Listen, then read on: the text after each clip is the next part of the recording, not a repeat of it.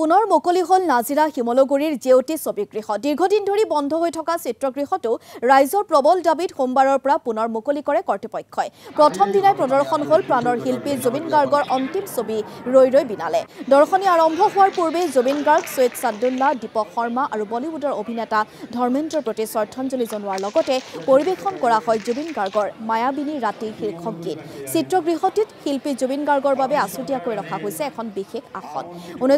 1969 চনতে আৰম্ভ হোৱা জেউতি চিত্ৰগৃহটি কোভিডকালীন সময়ৰ পৰাই বন্ধ হৈ আছিল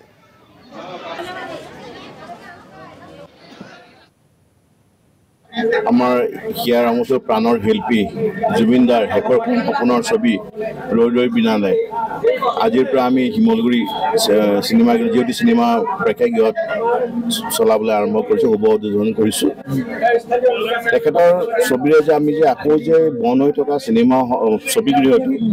আকৌ আমি চলাব পাৰিছোঁ নথৈ আনন্দিত হৈছোঁ তাৰোপৰি দেউতাই আমাক দি থৈ যোৱা ছবিগৃহটো আমি বহুত মানে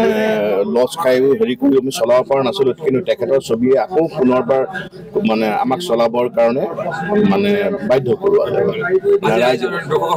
দৰ্শকৰ সঁহাৰি সেই কথাটো মই কৈছোঁ দৰ্শকৰ সঁহাৰি মানে তেওঁলোকেও বহুত মানে আমাক হেৰি কৰিলে যে আমাক ত্ৰিপাল পাৰি দিয়ক আমি তেনেকৈ বহি যাম